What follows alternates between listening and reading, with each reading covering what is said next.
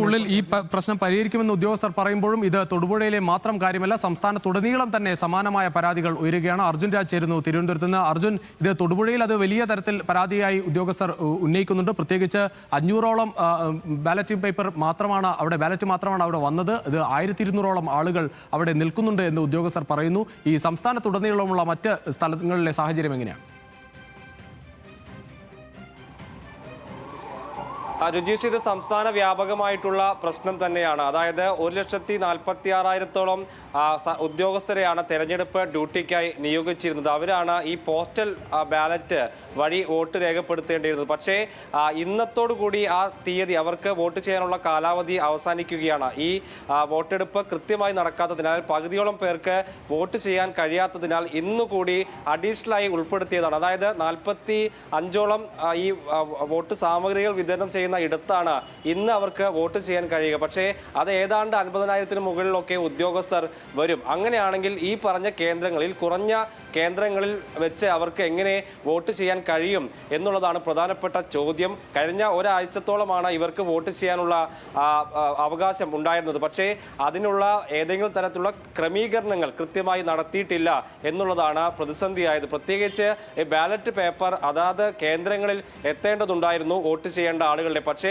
അത് വിതരണം ചെയ്യുന്നതിൽ കൃത്യമായിട്ടുള്ള വീഴ്ച സംഭവിച്ചിട്ടുണ്ട് എന്ന് തന്നെയാണ് മനസ്സിലാക്കേണ്ടത്. ഇന്നലെ വരെയുള്ള കണക്ക് നോക്കുകയാണെങ്കിൽ ഈ ബാക്കിയുള്ള എല്ലാ കണക്കും വിശദാംശങ്ങളും തെരഞ്ഞെടുപ്പ് കമ്മീഷൻ പുറത്തുവിടുന്നുണ്ട്. അതായത് ഈ ഹോം വോട്ട് എത്ര പേരാണ് ചെയ്തത്, അല്ലാതെ മറ്റ് അവശ്യ വിഭാഗത്തിൽപ്പെട്ട എത്ര പേർ വോട്ട് ചെയ്തതിന് ഉൾപ്പെടെയുള്ള വിശദമായിട്ടുള്ള കണക്ക് തെരഞ്ഞെടുപ്പ് കമ്മീഷൻ പുറത്തുവിട്ടു. പക്ഷേ സർക്കാർ ജീവനക്കാരിൽ ഇങ്ങനെ ഡ്യൂട്ടിക്കായി നിയോഗിച്ച എത്ര ജീവനക്കാർ വോട്ട് ചെയ്തു എന്നുള്ളത് സംബന്ധിച്ച് ഒരു കൃത്യമായിട്ടുള്ള കണക്ക് ഈ അവസാന ദിവസമാകുമ്പോഴും തെരഞ്ഞെടുപ്പ് കമ്മീഷൻ നൽകിയിട്ടില്ല എന്നുള്ളതാണ് ശ്രദ്ധേയം. അതോടുകൂടി ഈ സർക്കാർ ജീവനക്കാരുടെ സംഘടനകളാണ് ഇപ്പോൾ ഇക്കാര്യം വിശദീകരിക്കുന്നത്. അതായത് പകുതിയിൽ താഴെ പേർക്ക് മാത്രമാണ് ഇത്തവണ വോട്ട് ചെയ്യാൻ കഴിഞ്ഞതെന്നാണ്. അതായത് ഏതാണ്ട് 50,000-ന് മുകളിലൊക്കെ ഇപ്പോഴും വോട്ട് ചെയ്യാൻ ഉദ്യോഗസ്ഥർ ഉണ്ട് എന്നുള്ളതാണ് പ്രധാനപ്പെട്ട കാര്യം. ഇന്നലെ വരെയായിരുന്നു കാലാവധി. ഇത് പൂർത്തിയാകാത്ത പശ്ചാത്തലത്തിലാണ് ഇവർ ഈ വോട്ട് സാമഗ്രികൾ വാങ്ങാൻ പോകുന്ന ഇടത്ത്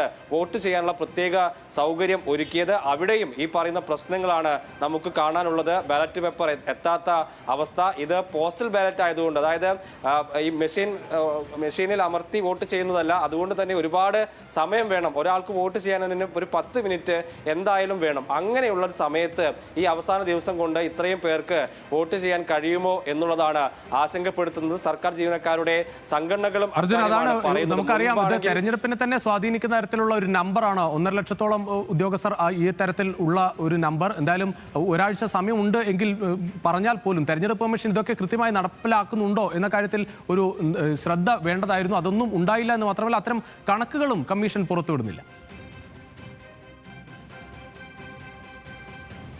അതാണ് ഇക്കാര്യത്തിൽ ഏറ്റവും ഗുരുതരമായിട്ടുള്ള കാര്യം രുചീഷ്. നേരത്തെ ഞാൻ പറഞ്ഞു, ഈ വീട്ടിൽ പോയി വോട്ട് ചെയ്യുന്ന ആളുകൾ, അതിൽ എത്ര പേർ അപേക്ഷിച്ചു, അതിൽ എത്ര പേർ വോട്ട് രേഖപ്പെടുത്തിയതിൻ്റെ കൃത്യമായിട്ടുള്ള കണക്ക് ഇന്നലെ വരെ തെരഞ്ഞെടുപ്പ് കമ്മീഷന്റെ കയ്യിലുണ്ട്. അതുപോലെ തന്നെ മറ്റ് അത് സംബന്ധിച്ചുള്ള അങ്ങനെ വോട്ട് ചെയ്ത ആളുകളുടെ ഒക്കെ ഉണ്ട്. പക്ഷേ ഇത്രയും പേർ, അതായത് ഒരു വലിയ സംഖ്യയാണ്, ഒരു മണ്ഡലത്തിൽ തന്നെ സ്വാധീനിക്കാവുന്ന തരത്തിലൊക്കെ ഉള്ള സർക്കാർ ജീവനക്കാരൊക്കെ ഉള്ള ലിസ്റ്റ്. അത് 1.5 ലക്ഷത്തിനടുത്താണ് ഈ ഡ്യൂട്ടിക്കായി നിയോഗിച്ച സർക്കാർ ഉദ്യോഗസ്ഥർ എന്ന് പറയുന്നത്. അതിന് ഒരാഴ്ച സമയം കൊടുത്തു എന്ന് പറയുമ്പോൾ കൂടിയും, മുൻപാണെങ്കിൽ പോസ്റ്റൽ ബാലറ്റ്, അതായത് തപാൽ വോട്ടിലൂടെ വോട്ട് ചെയ്യുന്ന സൗകര്യമായിരുന്നു. ഇത്തവണയാണത് ഒരു പുതിയ സംവിധാനം കൊണ്ടുവരുന്നത്. അതായത് അവർക്ക് നിയോഗിക്കപ്പെട്ട സ്ഥലങ്ങളിൽ അല്ലെങ്കിൽ പ്രത്യേക ഇടങ്ങളിൽ അവർ പോയി വോട്ട് രേഖപ്പെടുത്തുക എന്ന നിലവിൽ കാര്യത്തിലേക്ക് മാറി. മാധ്യമപ്രവർത്തകർ ഉൾപ്പെടെ ആ രീതിയിലാണ്. പക്ഷേ അതിൻ്റെ പ്രശ്നം എന്ന് പറയുന്നത്, ഇത്രയും പേർക്ക് ബാലറ്റ് എത്തിയിട്ടില്ല എന്നുള്ളത് ഒന്നാമത്തെ പ്രശ്നം. രണ്ടാമത്തേത്, കുറഞ്ഞ ഇടങ്ങൾ മാത്രമാണ് വോട്ട് ചെയ്യാൻ ഉണ്ടായിരുന്നത് എന്നുള്ളതാണ്.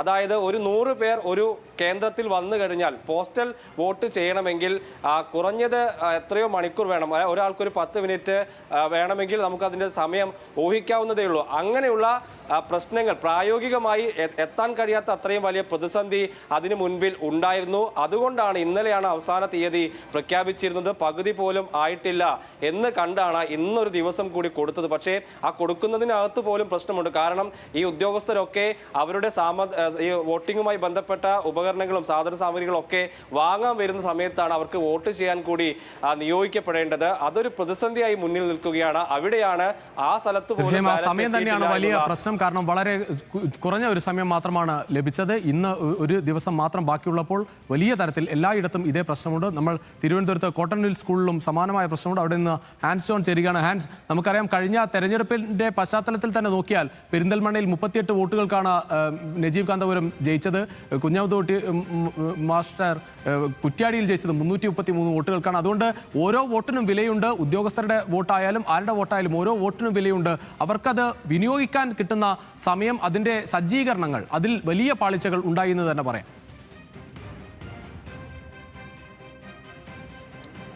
രുചിഷ, തീർച്ചയായും ഈ നിയമസഭാ തെരഞ്ഞെടുപ്പാണെങ്കിലും മറ്റേത് തെരഞ്ഞെടുപ്പാണെങ്കിലും സർക്കാർ ജീവനക്കാരുടെ വോട്ട് അത് ഏറ്റവും നിർണായകം തന്നെയാണ്. കാരണം വലിയൊരു സംഖ്യ ആളുകൾ തന്നെ സർക്കാർ ഉദ്യോഗസ്ഥരായിട്ടുണ്ട്. അവർക്ക് എല്ലാവർക്കും വോട്ട് ചെയ്യേണ്ട അവകാശവുമുണ്ട്. സാധാരണഗതിയിൽ ഈ തെരഞ്ഞെടുപ്പ് ഡ്യൂട്ടിയുമായി ബന്ധപ്പെട്ട് ജീവനക്കാർക്ക് വോട്ട് ചെയ്യാനുള്ള അവസരം ലഭിക്കാറുണ്ട്. അത്തരമൊരു അവസരം ഇപ്പോൾ ജോയിന്റ് കൗൺസിൽ ചെയർമാൻ സജീവ് ചേരുകയാണ്. സജീവ്, ഈ പരാതി സംഘടനയുമായി ബന്ധപ്പെട്ട് കൂടുതൽ ആളുകൾ ഉന്നയിക്കുന്നുണ്ടോ? എന്താണ് ഇത് സംബന്ധിച്ച് മനസ്സിലാകുന്നത്?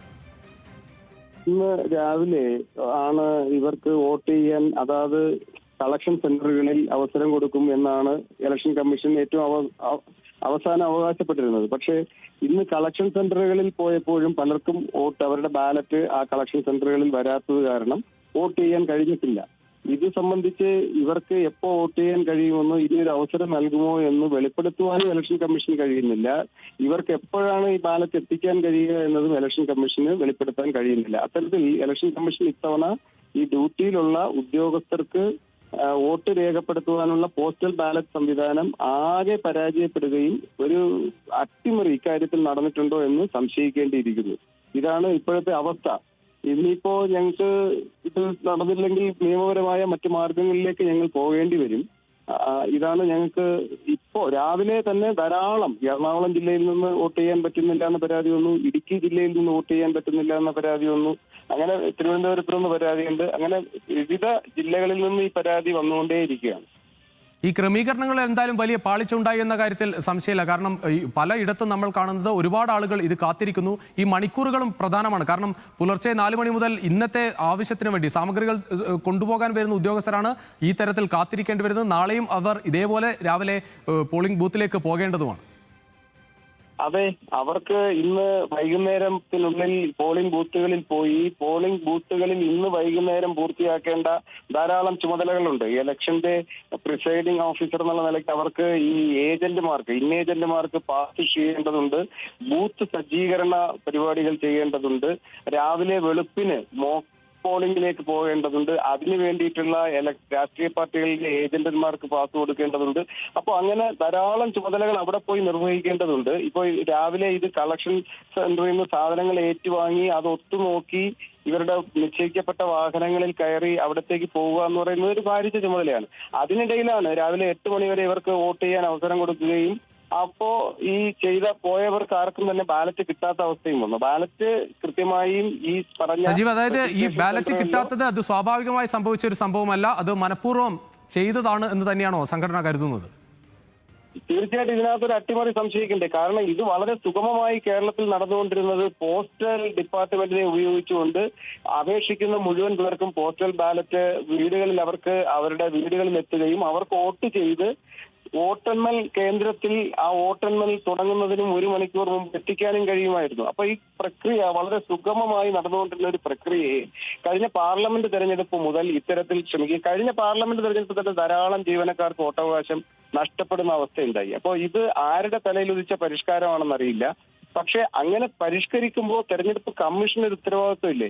ഈ ജീവനക്കാർക്ക് മുഴുവൻ വോട്ടവകാശം വിനിയോഗിക്കുവാനുള്ള അവസരമൊരുക്കണം, ഈ സംവിധാനം ശരിയായ വിധത്തിൽ ഫലപ്രദമായി ഉപയോഗിക്കണം. അത് ചെയ്തില്ല. ഇപ്പോ ഇത് ചെയ്യുന്നത് പോസ്റ്റൽ ബാലറ്റ് ഇഷ്യൂ ചെയ്യുമ്പോൾ ഈ വോട്ടർ പട്ടികയിൽ മാർക്ക് ചെയ്യും. അതിനെ മാർക്ക്ഡ് കോപ്പിയാണ് യഥാർത്ഥത്തിൽ ഈ ഡിസ്ട്രിബ്യൂഷൻ സെന്ററിൽ നിന്ന് വിതരണം ചെയ്ത് ബൂത്തിൽ പോകുന്ന പ്രിസൈഡിംഗ് ഓഫീസർമാർക്ക് കൊടുക്കുന്നത്. അത് ഇന്നലെ വൈകുന്നേരം കൊണ്ട് പൂർത്തിയാക്കിയാൽ മാത്രമേ ഇന്ന് ഈ മാർക്ക്ഡ് കോപ്പി രാവിലെ വിതരണം ചെയ്യാൻ കഴിയൂ. അപ്പോ ഇന്നലെ കൊണ്ട് ചെയ്യാൻ പറ്റുന്ന മാൻ പവറിൽ ചെയ്യാൻ പറ്റുന്നതൊക്കെ ചെയ്തു. ബാക്കിയുള്ളവർക്ക് വോട്ടവകാശം നഷ്ടപ്പെടുന്ന അവസ്ഥയിലാണ് സംഘടന അപ്പോൾ നിയമപരമായ കാര്യങ്ങളിലേക്ക് പോകുമെന്നാണോ പറയുന്നത്? നമുക്കത് ഇലക്ഷൻ കമ്മീഷൻ കൃത്യമായും ഇതിനകത്ത് ഒരു ഉറപ്പ് തരുന്നില്ല എങ്കിൽ ഞങ്ങൾ നിയമപരമായ മാർഗത്തിലേക്ക് പോകും. ഇത് ചെയ്യാൻ പറ്റുന്ന ഒരു കാര്യം, ഇനി തെരഞ്ഞെടുപ്പ് ഇന്ന് അവസാനിച്ച ശേഷവും ബാക്കി വരുന്ന ജീവനക്കാർക്ക് അവരവരുടെ താലൂക്ക് കേന്ദ്രങ്ങളിൽ ഒരു ഫെസിലിറ്റേഷൻ സെന്റർ തുടർന്ന് തെരഞ്ഞെടുപ്പ് തീരുന്നത് വരെ, തെരഞ്ഞെടുപ്പിന്റെ വോട്ടെണ്ണലിന് മുൻപായി ഒരു സൗകര്യപ്രദമായ ദിനങ്ങളിൽ ഇവർക്ക് ബാലറ്റ് എത്തിക്കാൻ കഴിയുന്ന വിധത്തിൽ തീയതി ക്രമീകരിച്ച് ഇത് നടപ്പിലാക്കുക എന്നതാണ് ഇലക്ഷൻ കമ്മീഷൻ ചെയ്യേണ്ട ക്രമീകരണം. അത് വളരെ നന്ദി ശ്രീ സജീവ് പ്രതികരിച്ചതിന്. എന്തായാലും വലിയ പ്രതിഷേധമാണ് ഉയരുന്നത്. നിയമപരമായ കാര്യങ്ങൾ തന്നെ ആലോചിക്കുമെന്നാണ് ജോയിന്റ് കൗൺസിലിന്റെ ചെയർമാൻ കൂടിയായ സജീവ് പറയുന്നത്.